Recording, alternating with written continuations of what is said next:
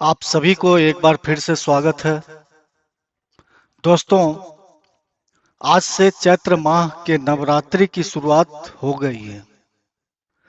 इन 9 दिनों में माँ दुर्गा के 9 स्वरूपों की पूजा की जाती है।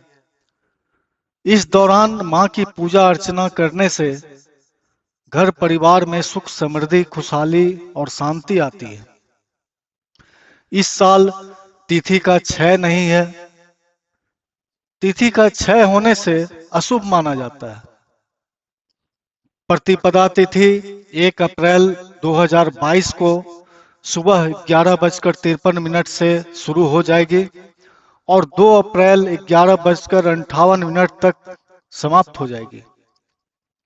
घट स्थापना की शुभ मुहूर्त 2 अप्रैल को होगी और पूजा के दौरान माता पर चढ़ाए गए प्रत्येक 9 दिनों के मैं उन फूलों की चर्चा करूंगा जिसे चढ़ाने से माता प्रसन्न हो जाती है और भक्त को बहुत सारी खुशियां दे के जाती है। और उनके अलग अलग रूपों को कौन सा भोग लगाएं, आज उसी पर चर्चा करेंगे। तो आइए दोस्तों जानते हैं।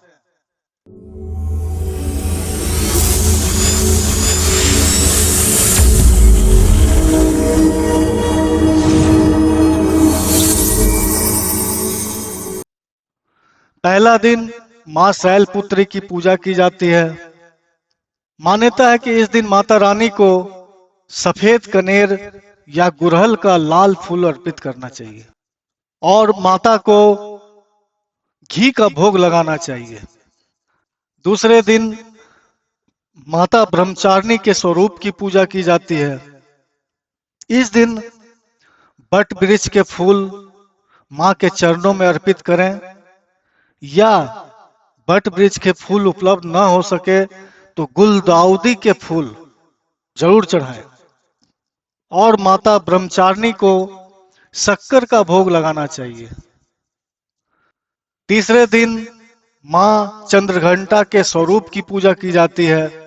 इस दिन मां को शंख पुष्पी फूल अर्पित करनी चाहिए और माता चंद्रघंटा को दूध का भोग लगाना चाहिए।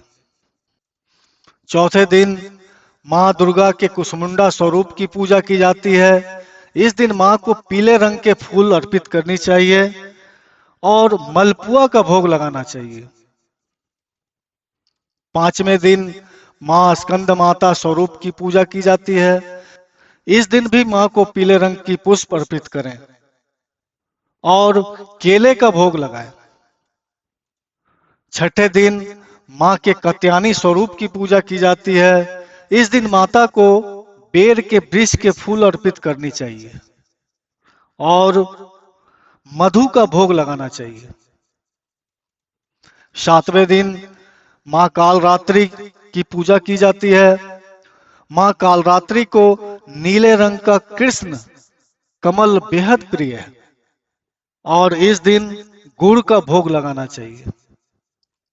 नवरात्रि के 8वें दिन माता रानी के महागौरी स्वरूप की पूजा की जाती है।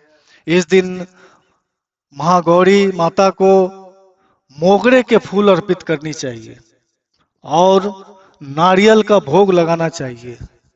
याद रखें दोस्तों, नारियल स्वयं नहीं खाना है, बांट देना है उसे। 9वें दिन इस दिन समापन है। इस दिन माता सिद्धिदात्री की स्वरूप की पूजा की जाती है। इस दिन मां को गुड़हल के पुष्प लाल पुष्प चढ़ाने से माता प्रसन्न होती है और भक्तों के सारे मनोकामनाओं को पूर्ण करती है। इस दिन माता को काला तिल चढ़ाना चाहिए। दोस्तों, आपने जाना कौन से पुष्प और कौन सा भोग लगाना चाहिए माता को।